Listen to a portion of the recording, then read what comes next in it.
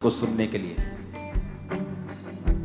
फिर से बोलो खुदाबंद मैं तैयार हूं आपके वचन को सुनने के लिए।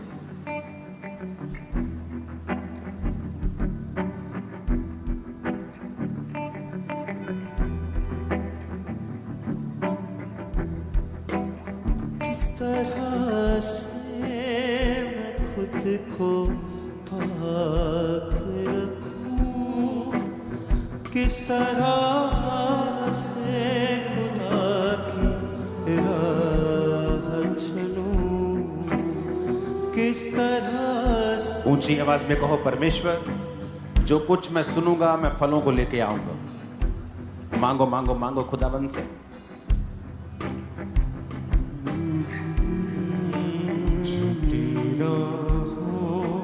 से नफरत मिल गई मुझे सही, झूठी बातों से है नफरत मिल गई मुझे सही। अपने दिल में मैंने इसको छिपा के रखा है, अपने दिल में मैंने इसको छिपा के रखा है। तेरी शरीयत कभी न भूलूं। उठाकर अपने हाथों को फिर से मांगो। आपकी सिर्फ प्रार्थना की आवाज मुझे आनी चाहिए।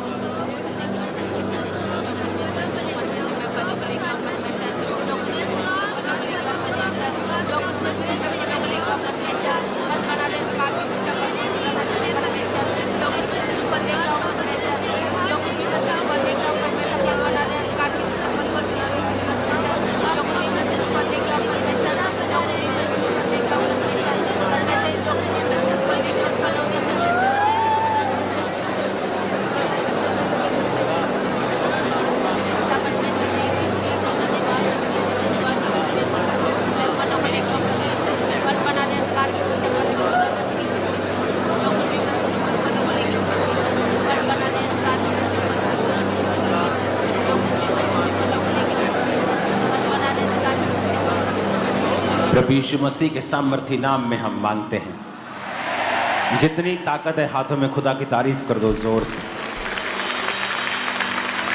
एक टेस्टिमनी को हम सुनेंगे सिस्टर रंजीत की। आज अपने वचन को बहुत ध्यान से समझना है। आवाज आ रही है पीछे?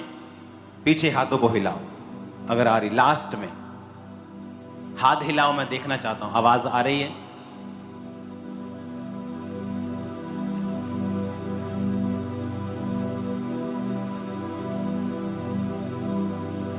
अपने पड़ोसी को बोलो आज का वचन ध्यान से समझना,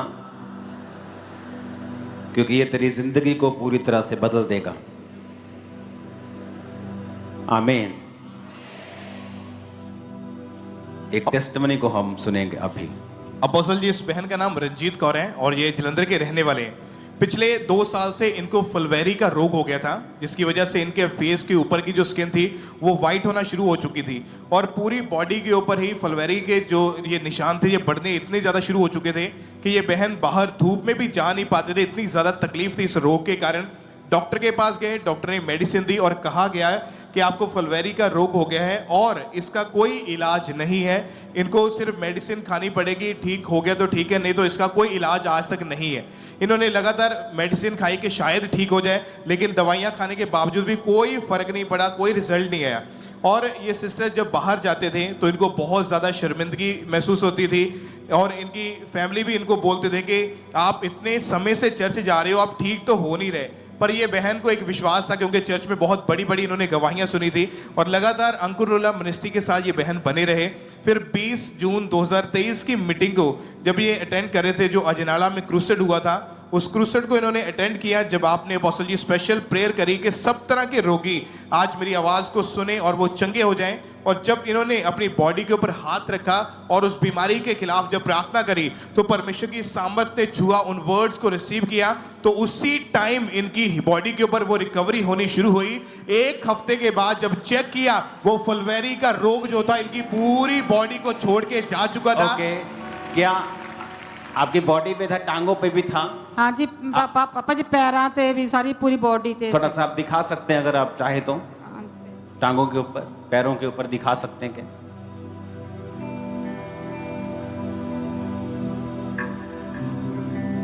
थोड़ा ऊपर ऊपर करना हल्का सा। और ये पुरानी फोटो दिखाना, पुरानी फोटो। अच्छा, पेट भी दिखाना अभी जो हील हुआ है। ओके, पुरानी फोटो दिखाना, आप सिर्फ पुरानी फोटो दिखाना अभी एक जगह पे, और अब की फोटो दिखाना। अब का फेस दिखाना बेटा। ओ जीसस, ये कभी सुने ऐसा पहले? कभी नहीं सुना, मैंने कभी नहीं सुना। मैं तो खुद हैरान होता हूं, मैं रियलिटी बता रहा हूं। जब ऐसे मिरेकल्स मैं सुनता हूं खुद हैरान होता हूं कि वाह, परमेश्वर कितना बड़ा है और वो अपने लोगों की प्रार्थना को सुनता है। वो उसके हाथ में है स्किन, उसके हाथ में है हड्डियां।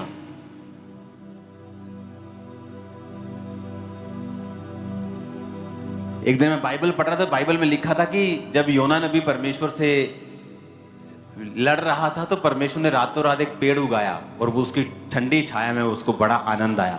लिखा परमेश्वर ने एक कीड़ा भेजा, उसने पेड़ को काटा और पेड़ सूख गया। मतलब परमेश्वर को तो यह भी पता है कौन सा कीड़ा क्या काम करता है,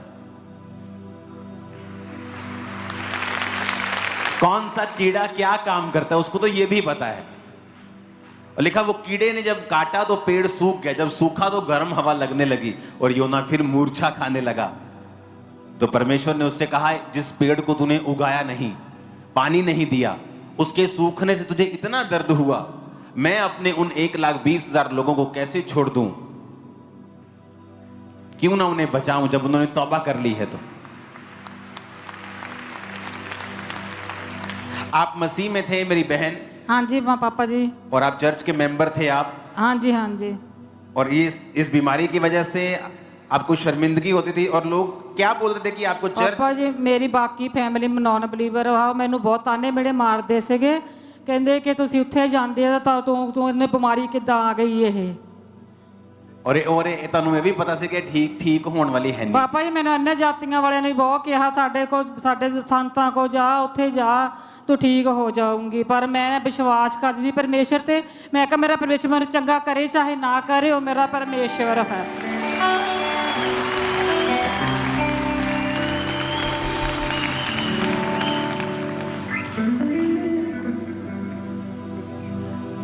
तू चंगा कर या ना कर, तू मेरा परमेश्वर। पूरी कलीसिया बोलो, तू चंगा कर या ना कर, तू चंगा कर या ना कर, तू मेरा परमेश्वर है, तू मेरा परमेश्वर है। खुदावंद की तारीफ करो जितनी ताकत है हाथों में।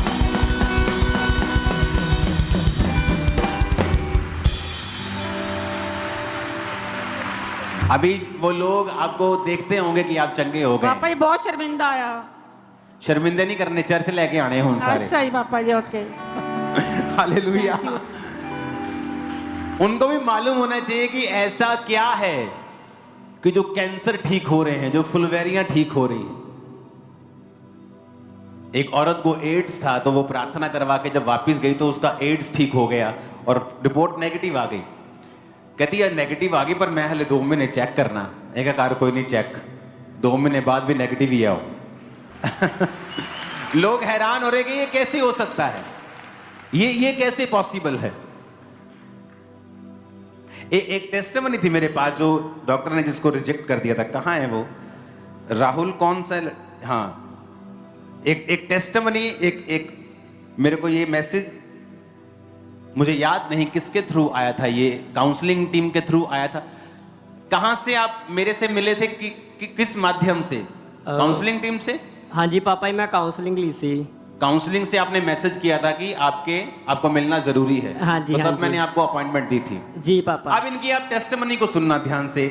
हाँ, इनकी टेस्टिमनी क्या है, पढ़ेंगे। अपोस्टल जी 2021 में इनको पेट में पहले दर्द रहना शुरू हुआ, पेट खराब हुआ, वॉमिटिंग्स आनी शुरू हो गई और नॉर्मल मेडिसिन खाते रहे। जब धीरे धीरे पता चला कि रोग बढ़ने लगा, तकलीफ बढ़ गई थी, तो इनको भूख लगनी बंद हो गई, खाना बिल्कुल इनको मन नहीं करता था और इनके यूरिन के साथ ब्लड आना शुरू हो गया। शरीर इतना कमजोर हो गया कि इनसे खड़े तक नहीं हुआ जाता था। और ऐसी बीमारी की वजह से जहाँ जो जॉब करते थे उन्होंने भी इनको वहाँ से निकाल दिया कि अगर इसको कुछ हो गया तो इसकी कोई ब्लेम जो है वो हमारी कंपनी के ऊपर ना लग जाए। और इसी वजह से इतने तकलीफ में थे। जब चेकअप हुआ, डॉक्टर ने टेस्ट किए, बताया कि लीवर पूरी तरह से डैमेज हो चुका है, वो श्रिंक हो चुका है, सिकुड़ चुका है और लंग्स के साथ वो चिपक गया है। डॉक्टर ने बताया कि ब्लड भी जो है वो इतना कम है कि 8 ग्राम के करीब रह चुका है। यूरिन में इतनी इन्फेक्शन थी, टाइफाइड हो गया, पूरी जो सेहत थी इनकी पूरी खराब हो चुकी थी। थोड़ा सा चलते थे तो गिर जाते थे। बार बार इनकी फैमिली इनको हॉस्पिटल में लेके जाते, एडमिट करवाते थे, दवाइयां खाई, इलाज करवा के थक चुके थे, कोई फर्क नहीं पड़ा। और इसी बीमारी की वजह से +2 से आगे स्टडी भी नहीं कर पाए ये। और रिश्तेदार लोग इनको देखते थे कि सारा दिन ये बेड के ऊपर ही पड़ा रहता है, मजाक बनाते थे कि ये बीमार ही रहता है। और इनकी फैमिली जानती थी। ये 9 से 10 डॉक्टर्स के पास इनको लेकर गए, लगातार ट्रीटमेंट चला पर फिर भी कुछ भी फर्क जो था नहीं पड़ रहा था। इलाज करवा के थक चुके थे। और इनके मदर जो है वो सिंगल पेरेंट है और इनके हस्बैंड नहीं है। ये बहन सोचते थे कि अगर ऐसी बीमारी के कारण मेरे बेटे को भी कुछ हो गया तो हमारे परिवार का क्या बनेगा। पूरा परिवार रोता था अपोस्टल जी। और ये पहले से ही अंकुरला मिनिस्ट्री के साथ जुड़े हुए हैं, इन्होंने अपना फेथ परमेश्वर के ऊपर बनाए रखा। और जब ट्यूसडे चर्च में आए, काउंसलिंग टीम के पास अपना केस बताया और काउंसलिंग टीम के द्वारा अपोस्टल जी ये भाई आपको ऑफिस में मिले 3 नवंबर 2024 को। ओके, ये फोटो आपकी तब की थी। ओके, अब ध्यान से आप सुनना। ओके, क्या हुआ उसके बाद, मिलने के बाद टेस्टिमनी सुनिए। और अपोस्टल जी जब आप इनसे मिले, इनसे मीटिंग हुई तो इन्होंने अपना केस बताया कि मुझे ये प्रॉब्लम है और आपने कुछ खास हिदायतें, कुछ इंस्ट्रक्शंस इस भाई को दी। और ओके,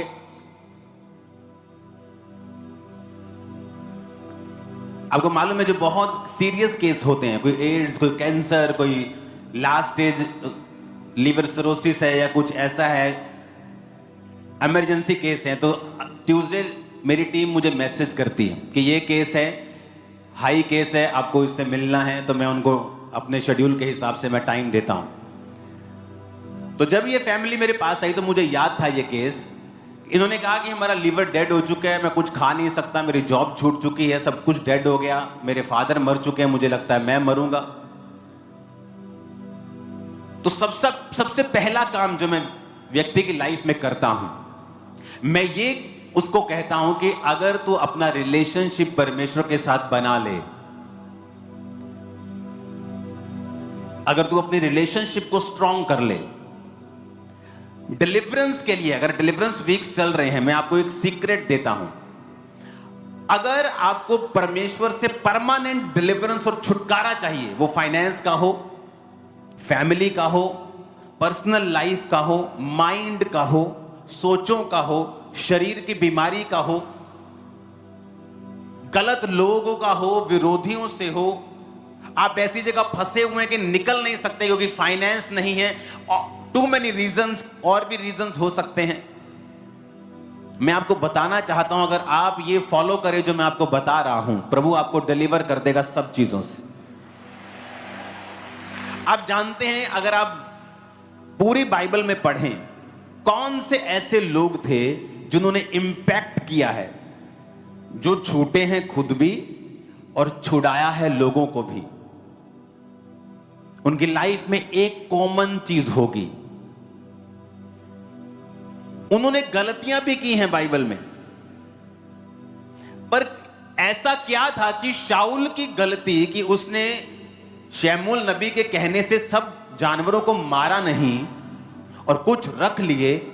क्या ये बड़ी गलती है, या दाऊद ने हित्ती उरिया को मरवाकर उसकी पत्नी को अपना कर लिया, या ये बड़ी गलती है? दाऊद की गलती बड़ी है, लेकिन दाऊद के अंदर एक ऐसी खूबी थी जिसकी वजह से उसको उस गलती का कॉन्सिक्वेंस, असर तो उम्र भर रहा, मरते दम तक रहा, लेकिन वो परमेश्वर से माफी पाकर आगे बढ़ा। वो गुण था परमेश्वर के साथ अपने संबंध को बनाए रखना। अगर हम उत्पत्ति 12 उसकी 5 पढ़े, लिखा अब्राहम अपनी पत्नी सारे, अपने भतीजे लूत को और जो धन उन्होंने इकट्ठा किया था और जो प्राणी यानी जो जानवर, गाय बैल भेड़ ऊंट उन्होंने हरान में प्राप्त किए थे, सबको लेकर कनान देश में जाने के लिए निकल चला। कनान देश में वो आ गए। उस देश के बीच से जाते हुए अब्राम शकेम में, जहां मोरे का बांज वृक्ष है, पहुंचा। उस समय उस देश में कनानी लोग रहते थे। तब यहोवा ने अब्राम को दर्शन देकर कहा, ये देश मैं तेरे वंश को दूंगा। और उसने वहां यहोवा के लिए, जिसे उसने वहां दर्शन दिया था, वेदी बनाई। वहां से आगे बढ़कर उस पहाड़ पर आया जो बेतेल के पूर्व की ओर है। उसने अपना तंबू उस स्थान में खड़ा किया जिसके पश्चिम की ओर बेतेल और पूर्व की ओर ए देश है। वहां भी उसने यहोवा के लिए एक वेदी बनाई और यहोवा से प्रार्थना की। आप इमेजिन करो, हमें ये वचन बड़ा सिंपल लग रहा है कि अब्राहम आया, परमेश्वर ने दर्शन दिया, उसने वहां वेदी बनाई, फिर वो जहां रहने लगा उसने वहां वेदी बनाई और उसने यहोवा के सामने प्रार्थना की।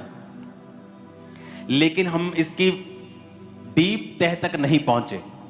इसका डीप ये है कि अब्राहम परमेश्वर के साथ पूरा कनेक्टेड था। जब आप परमेश्वर के साथ कनेक्टेड होते हैं, आपको कहने की जरूरत नहीं पड़ती, बेटा प्रार्थना की है। आपकी मम्मी नहीं बोलेगी, बेटा प्रेयर कर ली तूने आज सुबह? नहीं। अगर आप कनेक्टेड हैं, आप खुद ब खुद प्रेयर में चले जाएंगे। अगर आपको कहने की जरूरत पड़ रही है कि तू प्रेयर की तुमने, ओ मैं भूल गया, मैं भूल गई। प्रार्थना की, नो मैं कल से करूंगा, मैं कल से करूंगी, इसका मतलब आप परमेश्वर के साथ रिलेशनशिप में नहीं है। आपकी परमेश्वर के साथ जो रिलेशनशिप है वो कमजोर है। अब्राहम गया, जहां गया वेदी बनाई। वेदी मतलब प्रार्थना। वेदी बनाई और यहोवा से प्रार्थना की। फिर जहां रहने लगा वहां हर टाइम परमेश्वर को याद रखना। यहां बहुत से लोग हैं पर दो तरह के हैं। कौन? एक वो जिनका परमेश्वर के साथ डायरेक्ट रिलेशनशिप है, और दूसरे वो जो उस रिलेशनशिप के कारण जो आपका है, यहां चर्च में बैठे हैं, कि वो बेटी बैठी है यहां पे, उसका अपना इतना रिलेशन प्रभु के साथ स्ट्रांग नहीं, उसकी मम्मी का स्ट्रांग है। उसकी मम्मी उसको खींचती है, बेटा प्रार्थना करनी है, बाइबल पढ़नी है, ये करना है, वो करना है। और आप नोटिस करेंगे बाइबल में अगर कोई जल्दी छूटा है तो वो व्यक्ति छूटा है जिसका परमेश्वर के साथ अपना रिलेशनशिप है। आपकी फैमिली में बहुत से लोग होते हैं जिनका अपना रिलेशनशिप प्रभु के साथ कोई नहीं है, क्योंकि आप एक स्ट्रॉन्ग क्रिश्चियन हैं तो वो चर्च में आ रहे हैं। जिस दिन आप चर्च में नहीं आएंगे, प्रभु से हटेंगे, वो भी हटेंगे, क्योंकि उनका अपना कोई रिलेशनशिप परमेश्वर के साथ नहीं है। ऐसी बहनें हैं जो परिवार के साथ मसीह में चल रही हैं, अगर वो हट जाएं अपने पति को भी हटा लेंगे, क्योंकि उसके पति का अपना कोई पर्सनल रिलेशनशिप परमेश्वर के साथ नहीं है। और किन लोगों की लाइफ में मुसीबतें ज्यादा एंटर करती हैं? जिनका अपना रिलेशनशिप परमेश्वर के साथ नहीं है। मैं आपको सच बता रहा हूं, सब लोग चंगे नहीं होते हैं। क्यों? आपने टेस्टिमनी सुनी। मैं अंकुर नूला मिनिस्ट्री की मेंबर थी, चर्च को जानती थी, चर्च से जुड़ी हुई थी, जुड़े मुझे फुलवेरी होती है। पहले फेस पे होती है, पूरी बॉडी पे जाती है। मैं दवाई खाती हूं, मुझे फर्क नहीं पड़ता। अब मेरी फैमिली कहना शुरू करती है, बेटा तू चर्च में जाती है, तुझे ये बीमारी कैसे हो सकती है? तू तो कहने चर्च में बीमारियां खत्म होती है, तेनू नवी लग गई। लेकिन अपना रिलेशनशिप परमेश्वर के साथ जब स्ट्रांग होता है, अगर स्ट्रांग ना होता, अकेला फैमिली मेंबर है, ठीक है जी, बताओ कौन से संत के पास चलना है? मैं चलने के लिए तैयार हूं। क्योंकि वाकई सही बात है, चर्च में जाकर बीमारी खत्म होनी चाहिए, ये तो नहीं लग गई, क्योंकि परमेश्वर कई बार आपको परखता भी है। अब मैं बहुत से यूथ लोगों को जानता हूं जिनका अपना रिलेशन परमेश्वर के साथ कोई नहीं है। आप उन्हें चर्च में ड्यूटी दे दें, वो चर्च की ड्यूटी करेंगे। आप उन्हें प्रार्थना करने के लिए बोले, प्रार्थना करेंगे। आप चर्च से हटा दें, वो प्रार्थना करनी बंद कर देंगे। क्यों? अपना रिलेशनशिप प्रभु के साथ कुछ नहीं है। मेरा अपना परमेश्वर के साथ रिलेशनशिप शुरू से स्ट्रांग था। मुझे किसी ने नहीं कहा प्रार्थना करते हो, बाइबल पढ़ी, आज कोई नहीं कहता था मेरे को। जब मैं 1 दिन 2 दिन 4 दिन का मसीही था, तब भी मैंने 15 मिनट प्रार्थना जब शुरू की थी, तो मुझे मालूम था मुझे प्रार्थना करनी है। और परमेश्वर के साथ मुझे रिलेशनशिप फील होता था। जब मैं प्रार्थना में बैठता था, मुझे लगता था कि अब ऐसा परमेश्वर मुझे मिला है जो मेरी प्रेयर को डायरेक्ट सुन रहा है और जो मुझे उत्तर भी दे सकता है। पहले ऐसा नहीं था।